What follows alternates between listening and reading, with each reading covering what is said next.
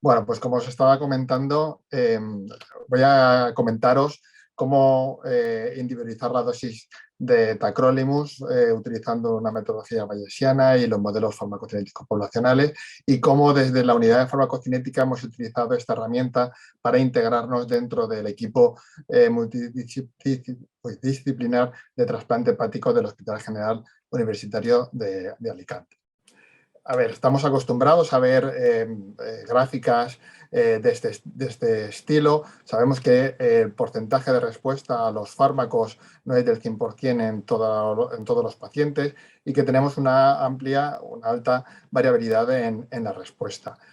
Para la mayoría de los fármacos estamos acostumbrados a hablar de variabilidad farmacodinámica, es decir, el paciente responde o no responde, pero realmente la variabilidad en la respuesta no va a ser exclusivamente debida a la farmacodinámica. Vamos a tener una serie de aspectos, como es la adherencia, es decir, la cantidad real de fármaco que al final el paciente está tomando, la biofarmacia, si toda la dosis administrada finalmente alcanza el torrente circulatorio, la farmacocinética, en el que sabemos que debido a todos los procesos que se producen en el LATME, en el proceso de liberación, absorción, distribución, metabolismo y excreción de los fármacos, pues vamos a tener una variabilidad cinética en cuanto a la concentración de fármaco que finalmente alcanza el organismo y la farmacogenética que nos va a influenciar tanto la disposición del fármaco como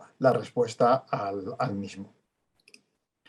Tacrolimus en concreto posee una farmacocinética compleja.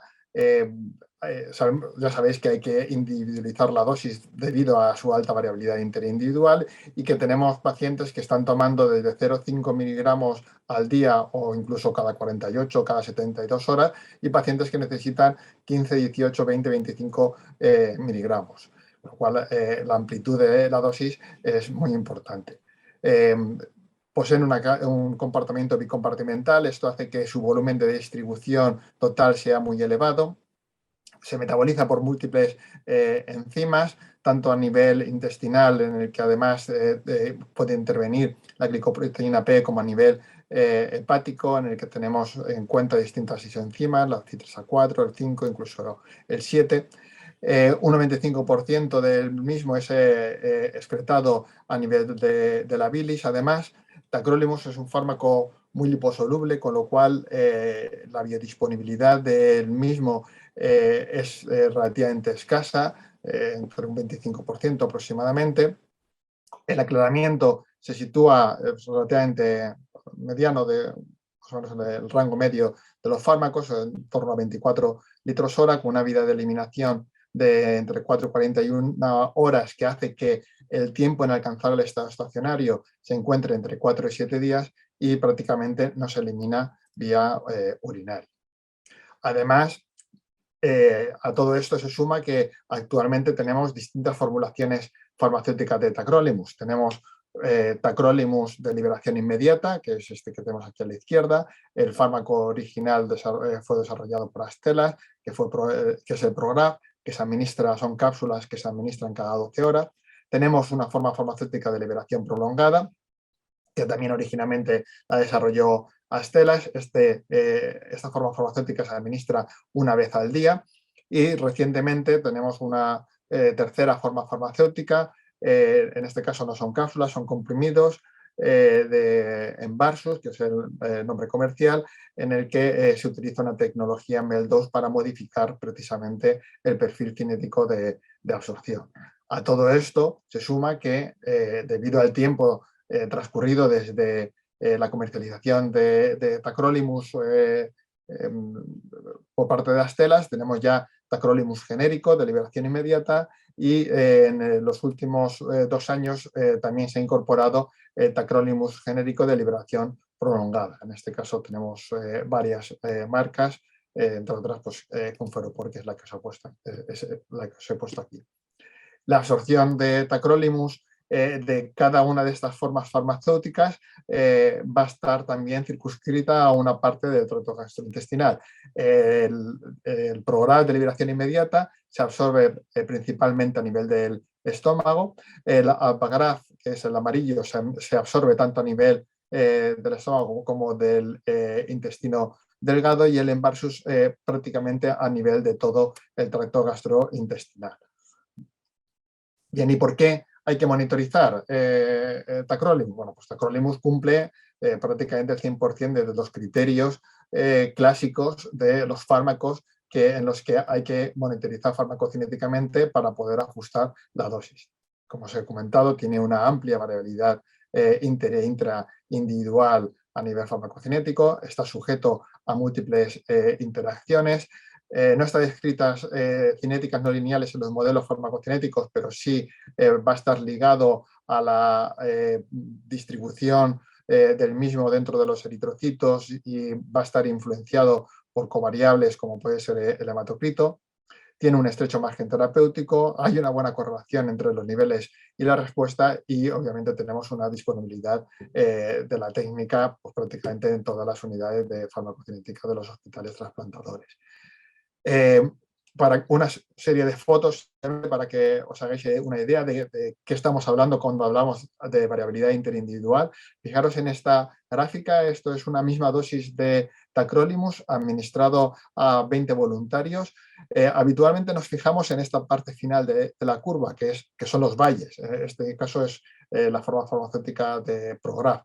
¿Vale? Fijaros que tenemos pacientes que van a tener prácticamente concentraciones en valle o a las 12 horas posadministración de entre 2 y 3 nanogramos mililitro, y vamos a tener pacientes que están cerca de 30 nanogramos mililitro. Pero esta misma variabilidad que observamos en los valles, prácticamente lo vamos a observar en todas y cada una de los puntos, en este caso de muestreo de la curva farmacocinética de tacrolimus. Es decir, al final no solamente tenemos una variabilidad aquí en los valles, sino que también tenemos una variabilidad muy, muy importante en el área bajo la curva. La relación entre la eficacia y los niveles de la farmacocinética está descrita desde prácticamente el inicio de los ensayos clínicos con tacrolimus.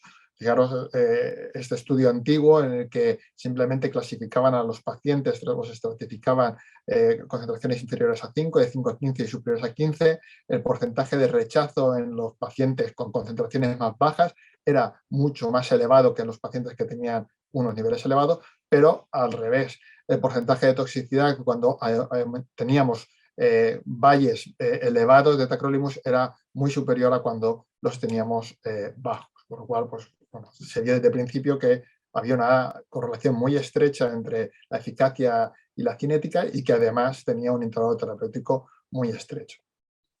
Hablando del intervalo terapéutico, recientemente en el consenso el segundo consenso de monitorización de farmacocinética de tacrolimus, publicado en el 2019, se hace un repaso muy importante de cuáles deben de ser los intervalos terapéuticos en función del tipo de órgano trasplantado, del tipo de inmunosupresión. Va a ser distinto si está en biterapia que si está en triple terapia, o si se utiliza una inducción. Es decir, los esquemas de inmunosupresión son los que van a marcar finalmente el intervalo terapéutico. No, tacrolimus, a diferencia de otros fármacos, como puede ser pues, la fenitoína o incluso la dioxina, su intervalo terapéutico va a depender del resto del esquema inmunosupresor que los pacientes tienen prescrito, y además de la situación, el tiempo post-trasplante.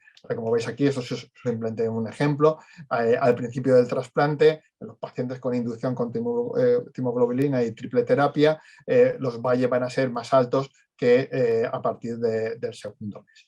Y en este consenso es la primera vez que además se hace referencia a no solamente el índice farmacocinético del valle, sino también al área bajo la curva. Si bien es verdad que la fuerza de recomendación todavía es débil y que solamente está limitado a la forma de liberación inmediata, en concreto al Prograf, ya marcan un índice de área bajo la curva entre 0 y 12 superior a 150. Bien, el proceso de individualización de la dosis, habitualmente en los fármacos en los que no hay que monitorizar los niveles es el que estáis viendo en la diapositiva. Al paciente se le da una dosis inicial, se evalúa cuál está siendo su respuesta y si es susceptible de aumentar o disminuir en función de su estado, pues es lo que se va a hacer. Y aquí va a depender mucho de la experiencia clínica del prescriptor, que es el que va a manejar los aumentos y las disminuciones de las dosis. En aquellos fármacos en los que con un índice terapéutico estrecho y en los que vamos a medir los niveles plasmáticos, este proceso se amplía, puesto que hay que determinar los niveles plasmáticos en sangre y en función de la concentración plasmática, pues si los niveles están altos, que sería la línea verde, pues lo que hacemos es disminuir la dosis. Si están en rojo, que son niveles bajos, lo aumentamos. Si están en azul, pues lo mantenemos. El kit de todo este proceso es cómo hacemos ese aumento y esas disminuciones de dosis en función de los niveles plasmáticos. Podemos aplicar algoritmos que en el fondo son reducciones o aumentos de la dosis en función de determinados parámetros clínicos o en función simplemente de si el nivel está por debajo o por encima del intervalo terapéutico. O se pueden aplicar también, utilizar parámetros farmacocinéticos fijos poblacionales. Si yo sé cuáles los parámetros cinéticos de mi población, pues puedo intentar ajustar los niveles en base a esos parámetros directamente. En el fondo también voy a aplicar una proporcionalidad. Estos dos primeros métodos tienen unas limitaciones. El primer de ellos es que para poder interpretarlos correctamente, los niveles plasmáticos tienen que estar en estados estacionarios y el tiempo de muestreo tiene que ser exactamente el valle. Porque si no, no vamos a poder interpretarlos de forma correcta. Y además tienen el problema de que el resultado de ese aumento o disminución de la dosis no vamos a saber exactamente qué concentración plasmática objetivo es la que estamos buscando. Sabemos que los niveles plasmáticos aumentarán o disminuirán, pero no tendremos una certeza de por dónde van a ir nuestras concentraciones plasmáticas. Sin embargo, si somos capaces de calcular los parámetros farmacocinéticos individuales de nuestro paciente mediante una metodología bayesiana y utilizando modelos farmacocinéticos poblacionales, vamos a ser mucho más precisos a la hora de poder calcular una nueva dosis y de predecir qué concentraciones plasmáticas en valle vamos a tener finalmente. En los 2 últimos años, a esta última metodología, se está acuñando en terminología anglosajona la definición o la terminología de Model Informed Precision Dosing, que en el fondo, aunque parezca muy rimbombante, es lo que entendemos nosotros como monitorización farmacocinética. Por eso es muy importante, si queremos aplicar esta metodología, la selección del modelo farmacocinético poblacional.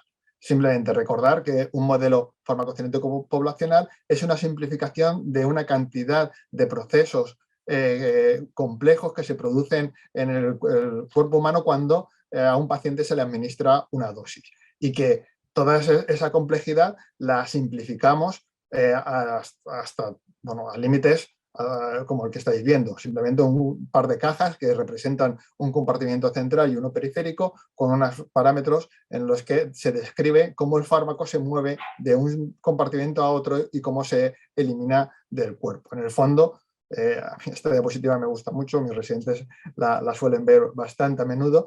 En el fondo lo que estamos haciendo es una simplificación de algo tan complejo como puede ser la Mona Lisa y que le vamos a ir quitando todo lo accesorio hasta dejar exclusivamente lo más importante, los trazos más importantes que pues, se intuye que es la Mona Lisa, aunque realmente pues, ha perdido muchas de sus características principales.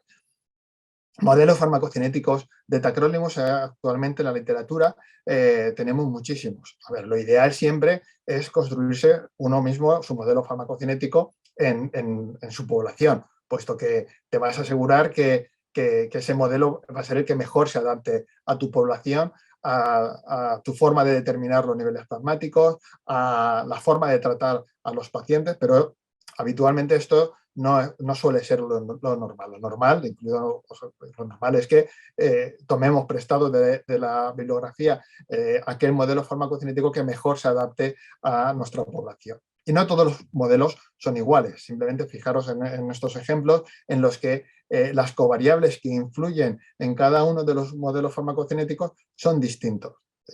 No es el caso, pero hay incluso modelos farmacocinéticos pues, que los desarrollan los mismos equipos de investigación que los publican 2 o 3 años después, uno de otro, un mismo modelo, o sea, un modelo para un determinado fármaco en una misma población, construido por el mismo equipo de investigación y que las covariables son distintas. Pues esto muchas veces ocurre.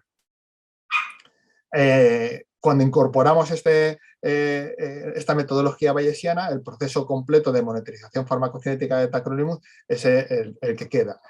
Recordar siempre que además este proceso es continuo, es decir, es un ciclo continuo en el que modificamos dosis, recalculamos, volvemos a medir niveles plasmáticos, vemos si el paciente está dentro del terapéutico y este proceso vuelve otra vez a empezar una y otra vez.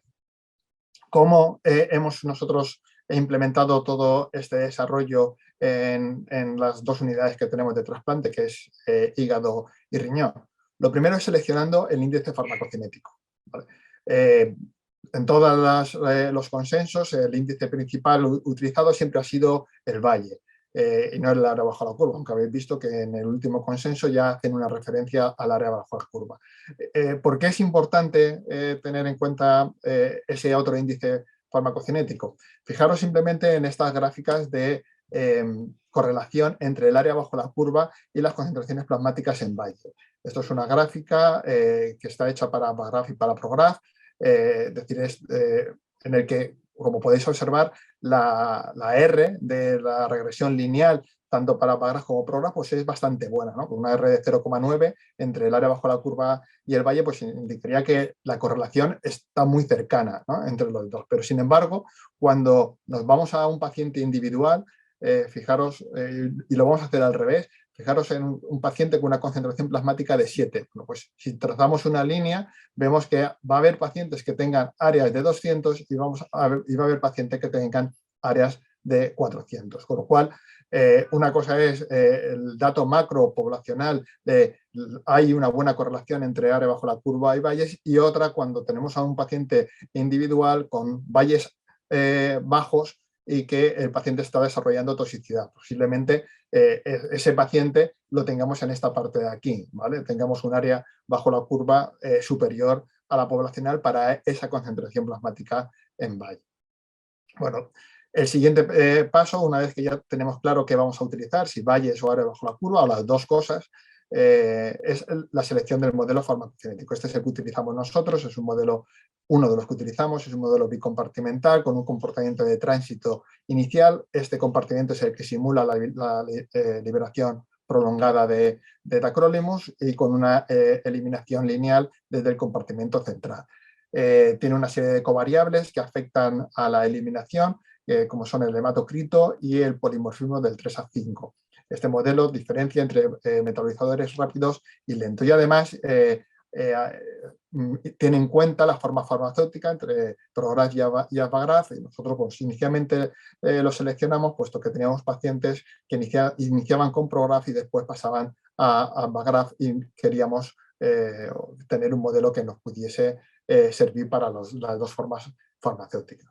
Lo siguiente es integrar, implementar ese modelo farmacocinético en algún aplicativo de ajuste de dosis. Tenemos muchos aplicativos, el preferido aquí en España es nuestro querido PKS, pero tiene algunas dificultades a la hora de implementar modelos farmacocinéticos complejos como es este de tacrolimus.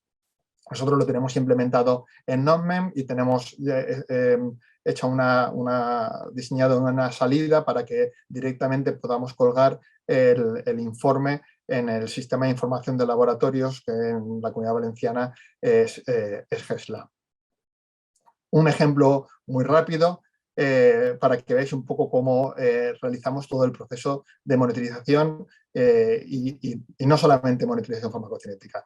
Esto es un paciente tipo nuestro, 47 años, que el día 0 es trasplantado de madrugada por la noche, que es habitualmente cuando se hacen los trasplantes, y el paciente es dado de alta del quirófano directamente a nuestra unidad de reanimación. Sobre las 6:30 de la mañana es la hora media en la que los pacientes llegan, y a primera hora ya nos reunimos, cirugía, digestivo, nosotros y anestesia, para ver el paciente y cómo está yendo. Es en este momento cuando se inicia el tratamiento inmunosupresor. Nosotros utilizamos una triple terapia con metiprenisolona, tacrolimus y micofenolato en el caso de trasplante hepático. Desde el paciente cero, en la unidad de trasplante hepático, se diseñó una vía rápida de este tipo de paciente, de este tipo de cirugía, en el que el paciente es dado de alta precozmente desde el hospital, con lo cual también es dado precozmente de alta desde las unidades, desde la unidad de críticos, reanimación o UCI médica. Con lo cual los pacientes suelen estar menos de 24 horas en la UCI. En este caso el paciente es dado de alta a cirugía a las 3 de la tarde. Y al día siguiente lo que vamos a hacer es, todos los días a la 1 de la tarde, nos reunimos en una ronda clínica, cirugía, digestivo, farmacia. En caso que el paciente sea doble trasplante, también se junta con nosotros en nefrología, donde decidimos el resto del tratamiento del paciente. En este caso, nosotros hacemos una monitorización intensiva. Desde el primer día medimos, hacemos una curva inicial en la que medimos la muestra a las 2 horas, a las 3 horas y a las 24 horas, que es el valle.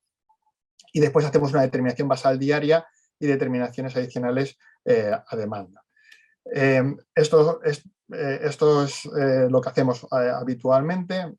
Fijaros, lo que estamos viendo ahora mismo es la evolución de las concentraciones plasmáticas frente al tiempo para un paciente poblacional. Utilizando ese modelo que habéis visto, somos capaces de simular para esa población por dónde van a ir las concentraciones plasmáticas. En este caso se le dio 10 miligramos al día desde el primer momento, y bueno, pues, como podéis ver, en estado estacionario vamos a estar con niveles en torno a 7, que bueno, estarían dentro de la concentración objetivo. Sin embargo, la realidad es que cuando medimos los niveles plasmáticos, veis que son los puntos verdes, ¿vale? Estas son las concentraciones experimentales y estas son las estimadas. Veis que nuestro paciente se va bastante de la población. Aquí es cuando recurrimos a la metodología bayesiana, en el que hay dos partes dentro de la metodología bayesiana. Una parte, la experimental, propia del paciente; otra es la poblacional, de manera que podemos calcular los parámetros farmacocinéticos individuales y hacernos una idea mucho más precisa de cómo se distribuye el fármaco y se elimina en nuestro paciente.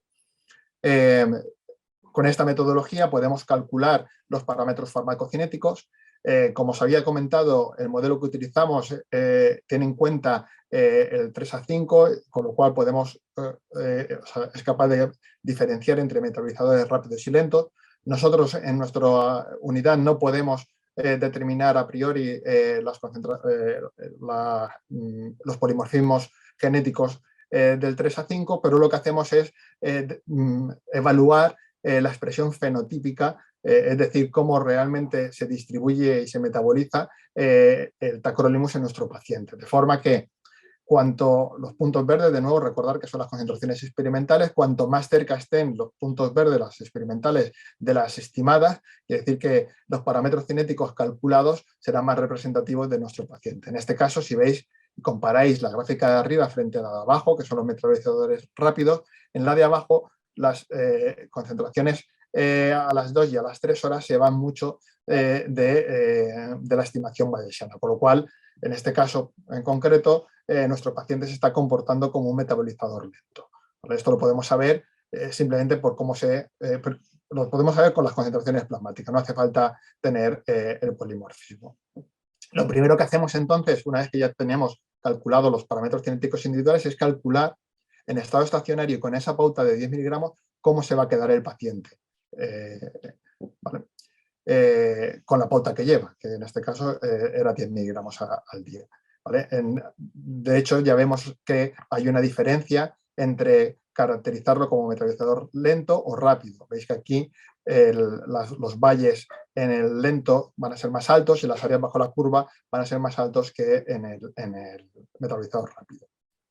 Seleccionamos nuestro modelo, que va a ser este de aquí arriba, el metabolizador lento, y lo siguiente que hacemos es, desde el primer momento, adaptar la dosis de tacrolimus para intentar conseguir unas concentraciones plasmáticas en valle dentro de la diana cuanto antes, puesto que, como os estaba diciendo, el protocolo que seguimos en nuestro hospital es una vía rápida, en la que el paciente es dado de alta con la mayor precocidad posible, con lo cual intentamos, se intenta desde un primer momento que las concentraciones sean las adecuadas, puesto que ahora veréis que el paciente se va de alta enseguida. Este ciclo, como os decía, es repetitivo, es decir, al día siguiente, el día más 2, volvemos otra vez a sacar niveles, volvemos a medir, volvemos a calcular los parámetros farmacocinéticos, vemos, disculpad porque aquí he ido un poco rápido y no os he dicho lo que hicimos. En este caso, la pauta era de 10 miligramos que habíamos dado el día 1 y el día 0 y el día 1, y lo que hacemos el día 1 es suplementar con otros 10 miligramos para que al día siguiente los niveles plasmáticos estuviesen dentro del intervalo, en este caso de 8. Al día siguiente no eran de 8, eran de 9. Volvemos otra vez a medir. En este caso también teníamos dudas de la absorción como había sido, sacamos un T6. Bueno, esto no es importante. Bueno, lo que sí que hacemos de nuevo es otra vez volver a calcular con la pauta de 20 cómo se queda. Obviamente no lo íbamos a dejar con la pauta de 20, simplemente para que veáis que podemos estimar cómo se va a quedar, y finalmente lo dejamos con 12 miligramos para tener unos valles de 10 y un área bajo la curva de 320. El día más 2, el paciente es dado de alta y no solamente prestamos atención a la inmunosupresión y al ajuste individualizado de la dosis, sino que también validamos el resto de tratamiento, ajustamos la dosis a función renal cuando es necesario, al alta damos este plan de medicación al alta con recomendaciones dietéticas sobre cómo tomarse la medicación, y este paciente es dado de alta a las 48 horas con estos niveles. Este paciente después, posteriormente, y como todos, son seguidos en las consultas externas de trasplante hepático, en las que de nuevo formamos equipo junto con digestivo y en el que seguimos a los pacientes durante toda no su vida, porque tenemos 2, inicialmente sí, pero ahora tenemos ya un acúmulo de pacientes importante, y entonces solamente estamos en las consultas externas de los pacientes más o menos que están hasta los 2 o 3 años. Tenemos ahora una consulta de trasplante hepático crónico en el que realizamos todo el proceso, pero no estamos presencialmente en la consulta, comentamos los pacientes con digestivo, hacemos los informes exactamente iguales, pero la participación no es tan directa como en los pacientes que están más o menos hasta los 3 años. ¿Esto es posible mantenerlo en el tiempo? Bueno, estos son datos nuestros, publicados recientemente. Es una evolución a 6-7 años de precisamente esta vía rápida, en el que una de las partes importantes es precisamente cuando alcanzamos concentraciones plasmáticas objetivo y que los pacientes son dados de alta sin que los niveles estén estables todavía, ¿vale? Ni siquiera que la pauta vaya a ser pauta recomendada vaya a ser la que finalmente se quede una vez que al paciente lo vemos en las consultas externas. Si veis aquí, prácticamente el día 3, más del 80% de los pacientes los tenemos dentro del intervalo terapéutico. Esta metodología también la llevamos a cabo en la unidad de trasplante renal y también tanto con Ampagraph, con otro modelo distinto, como con Envarsus, en el que, pues también como podéis observar, los puntos azules son las experimentales, la línea verde es la estimación, la evolución de las concentraciones frente al tiempo. Este paciente es el seguimiento al mes y este es a los 4 meses. Y bueno, pues fruto de toda de este trabajo, también hemos desarrollado un modelo farmacocinético propio de Envarsus en el post-trasplante inmediato que actualmente todavía no teníamos ninguno disponible. A modo de conclusiones, simplemente 4 ideas básicas.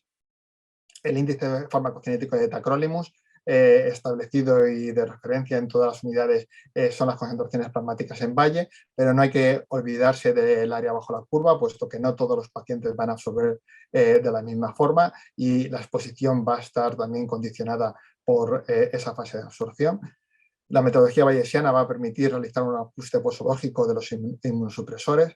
Es importante la selección del modelo farmacocinético y toda esta metodología es posible incorporarla a la práctica clínica. Todos los que trabajamos en las unidades de farmacocinética clínica sabemos el valor añadido que se puede aportar desde los servicios de farmacia y las ventajas que nos dan a nivel de participación dentro de los equipos multidisciplinares. Simplemente agradecer al resto del grupo que trabaja con nosotros desde la Universidad Miguel Hernández y del equipo de residentes y de adjuntos que ayudan y que están integrados en la unidad. Y nada, muchas gracias. Muchas gracias, Patricio. Excelente la presentación. Vamos a pasar a las preguntas. A ver, veo un par de ellas por el momento. A ver, la primera es, en la práctica clínica en el paciente trasplantado de órgano sólido, ¿en qué situaciones o en qué pacientes monitorizáis las concentraciones plasmáticas en valle y cuándo el área bajo la curva de tacrolimus? Vale. A ver, por ejemplo, medimos las dos cosas de forma sistemática inicialmente. ¿Vale? Medimos el área bajo la curva y medimos valles inicialmente. No todos los días, lo tenemos protocolizado. En trasplante renal medimos el cuarto día desde el inicio. En trasplante hepático, por el programa en el que los pacientes en 48-72 horas son dados de alta, lo que hacemos es que medimos al día +1 post-trasplante. Y después sí que es verdad que, y después en el post-trasplante inmediato, en trasplante hepático, medimos al mes, a los 3 meses, a los 6, a los 9 y a los 12 meses. Y en trasplante renal medimos cuando tenemos una dificultad añadida o tenemos dudas sobre cómo o cuál está siendo la exposición real del fármaco.